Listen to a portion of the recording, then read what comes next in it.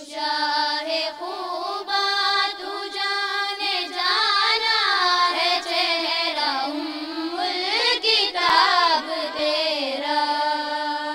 یہ حقیقت ہے کہ اساس ہے، وہ بنیاد ہے، اور انسانیت کی تمام خوبیاں، تمام بھلائیاں، تمام اخروی و دنیاوی سعادتیں، ان کی جڑ کو کہا گیا ہے، ان کی بنیاد کو کہا گیا ہے۔ اور یہ سعادت خداوند تبارک و تعالیٰ نے انسانیت کو عطا کی ہے، اور انسانیت کی ایک صنف کو، ایک طبقے کو قرار دیا ہے۔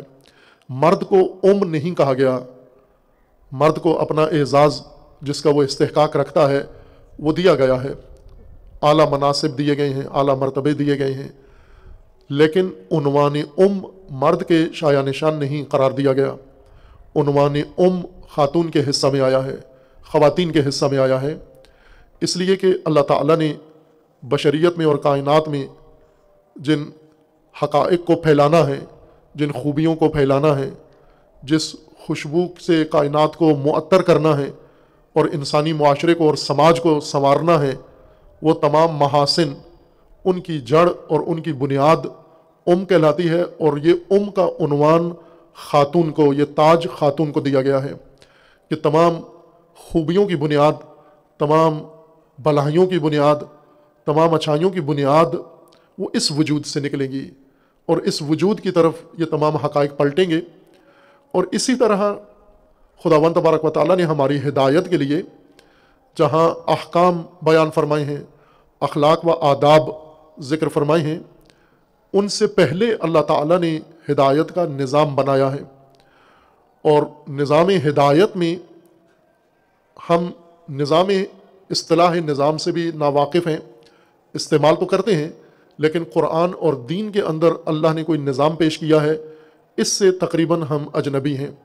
دین کی بنیاد، دین کا ڈھانچہ احکام تشکیل نہیں دیتے، نماز، روزہ، واجبات یہ دین کے ڈھانچہ نہیں شمار ہوتے۔ دین کا ڈھانچہ نظام دین ہے، دین کا سیاسی نظام، دین کا سماجی نظام، دین کا معیشتی نظام، دین کا تعلیمی نظام، یہ نظام ہے اصل ڈھانچہ جو دین کے نظام کو، دین کے ہدایت کو تشکیل دیتا ہے۔ پھر اس نظام کے اندر جو تفصیلات ہیں وہ احکام تشکیل دیتے ہیں، وہ نماز ہے، عبادتیں ایک حصہ تشکیل دیتی ہیں، اور باقی احکام حلال و حرام دوسرے حصے کو تشکیل دیتے ہیں۔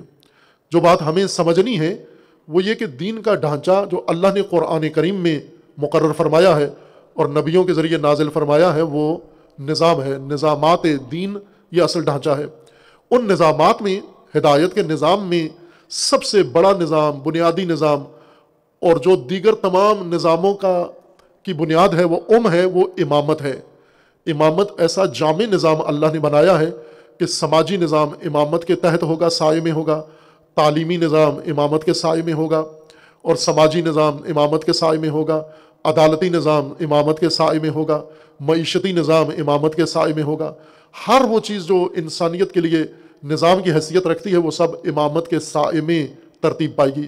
یہ اللہ کا فرمان ہے قرآن کریم میں کہ انبیاء کو نبوت دی تاکہ اللہ سے ہدایت لے سکیں، اور انہی ہستیوں کو رسالت دی تاکہ ہدایت لوگوں تک پہنچا سکیں، اور انہی ہستیوں کو امامت دی تاکہ ہدایت کو نظام بنا کر لوگوں کے اوپر لاگو کر سکیں اور نافذ کر سکیں۔ ہم انبیاء کی نبوت سے آشنا ہیں، ہم انبیاء کی رسالت سے آشنا ہیں، لیکن انبیاء کی امامت کو فراموش کر چکے ہیں۔ اور امامت وہ پہلا نقطہ تھا جو دین سے دور نکالا گیا ہے، باہر نکال دیا گیا ہے، چونکہ امامت کی جگہ خالی کر کے سلاطین نے، طواغیت نے، ملوکیت نے اپنی جگہ بنائی ہے۔ ملوک نبیوں کی جگہ نہیں بیٹھ سکتے تھے، رسول کی جگہ نہیں بیٹھ سکتے تھے، لیکن ائمہ کی جگہ بیٹھ گئے، چونکہ جو اللہ نے امامت کا منصب مقرر کیا تھا اس کو سارے اختیارات اللہ نے عطا کیے، امت کے اختیارات، مملکت کے اختیارات، دین کے اختیارات، اور لوگوں کے حقوق کے، جان و مال کے اختیارات اللہ تعالیٰ نے امام کو اور امامت کو عطا کیے تھے۔ ملوکیت نے، طاغوتیت نے، استکباریت نے، اقتدار پرستوں نے نبی نہیں بن کر دعویٰ کیا، ائمہ کی سیٹ پر جا بیٹھے، یعنی اقتدار کی سیٹ پر جا بیٹھے جہاں پر امام الہی کو بیٹھنا چاہیے تھا۔ یہ نظام ہے جو اللہ تعالیٰ نے مقرر فرمائے ہیں۔ اور تیسرا نظام خداوند تبارک و تعالیٰ نے مومنین کے لیے، مومن معاشرے کے لیے، مومن سماج کے لیے تیسرا نظام امت کا قرار دیا ہے۔ امامت ان کی ہدایت کا نظام اور امت ان کا سماجی نظام ہے۔ جب ایک سماج مومن ہو جائے، اگر ایک سماج کلچرل ہو جائے، اگر ایک سماج بے دین ہو جائے، اگر ایک سماج اپنے اندر سے اقدار ختم کر بیٹھے، اس کے اور عنوان ہیں۔ لیکن جو سماج مومن بن جائے گا، جو سماج تقوی کی بنیاد پر تشکیل پائے گا، اور جو سماج اللہ کی توحید کے گرد میں تشکیل پائے گا، اس سماج کا عنوان قرآن نے امت رکھا ہے۔ اور یہ تینوں الفاظ آپ توجہ فرمائیں کہ ان کے اندر لفظی ایک مشارکت ہے۔ اس سے امومت بھی ہے، سے امامت بھی ہے، اور ہی سے امت بھی لفظ نکلا ہے۔ اور یوں نہیں کہ ان کا لفظی اشتراک ہے، ان کا حقیقی اشتراک بھی ہے۔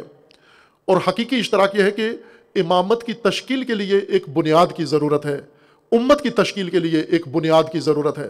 نظام امامت کی برپائی کا آغاز کہاں سے ہوگا؟ اصل کہاں ہے؟